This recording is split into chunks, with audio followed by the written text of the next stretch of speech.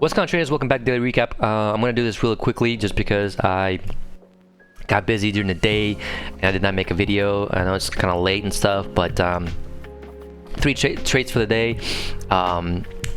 Two winners, one loser. This actually is I believe a 4-contract trade. Which I'll talk about it when I get there. I saw these few opportunities in the morning, and I missed these 3, and I actually got really frustrated after this one because well, we'll talk about it when I get there. But anyways, the daily looked a little neutral to me. We did have a downtrend overnight, small downtrend overnight. So my first trade of the day was this second entry short. It is still close to the opening bell.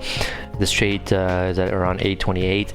So I usually don't like to trade opening bell just because I like to, you know, have the price kind of settle down a little bit and kind of see where it goes from there. But I mean, I saw this trade and I actually entered on the engulfing just to minimize the risk, because this is what, 16 ticks.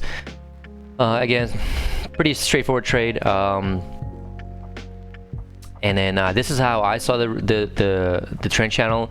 Some people had a spiking channel, some people had a completely different. This is how I saw it, and that's how I liked it. I have a breaking low in place, and you know, you can clearly see there's a lot of support here. So to me, after I saw this right here, price action, this trend channel made sense. So basically, price goes in a little range here. I don't really see anything here that I would trade. But then, like I said here, usually I like these trades, the second entry longs off of the breaking new low in place. I missed this. I totally spaced out and just did not trade it. Usually I'll jump on this trade real fast, especially with the signal bar being 9 ticks. You know, that's perfect. And if I lose this, okay. Now, if this bar would have been like 16, 15 ticks, I probably would have skipped the trade just because it is risky. But like I said, I don't have a problem trading this if it's like 10 or 9 or less ticks. I don't have a problem with that. Anyways, price goes a little range here. I saw this second entry long here as well. Also kind of almost like I guess triple test, I guess you can say so. Enough into the EMA, so breaking low already in place. So you can clearly see there's a lot of support here. So again, I got frustrated and I missed this trade, and I was like, okay, whatever. And there is a second entry short failure here, but I don't like how it's too close to the recent highs here. And you can clearly see it did work out, but I wasn't really comfortable taking it. I should have taken it, but it is what it is. You live and learn.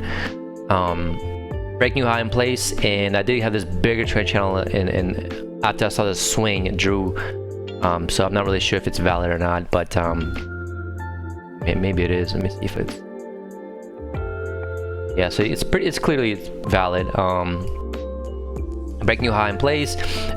Who goes a little sideways here, and then you finally get a second entry long failure. And this is where I really got frustrated, and I keep doing this mistake over and over. I try to trade these failures on the limit order, and I should use stop order. And I know people keep telling me use stop order, and I get it, but nevertheless, I use a limit order, and I had it placed and ready, and the price just took off and never came back. So at that point, I was really frustrated, and I was like, all right, whatever, that's cool. Missed 3 decent opportunities in my opinion to trade, and of course I actually had this trend channel wrong. I actually had it a little wider, just like that. And of course, if you have it like this, you have a break and you low expected. So the second entry short here, but if you have it tighter, it's break or new low already in place, which is unfortunate. But also some of the traders had this bar different. Some of the charts look, this bar particularly was very bullish, and mine is very bearish, so that's why I took it. It is a small bar, 6 ticks, which is no big deal, but I mean, I guess I just tick bars in general. They're never going to be the same. So, which is unfortunate, because if the bar that I saw in other people's charts, I'll definitely not taking this at all whatsoever. but it is what it is. But yeah, so price reverses, goes back up, and I had this range here, and I'm not sure if it's correct. I mean, you can clearly see there's a range here, and then there's a range here, and there's a range here. So I just had this one big range with a double or a measured move, and it kind of fits. I kind of like it. And my last trade of the day was this triple test.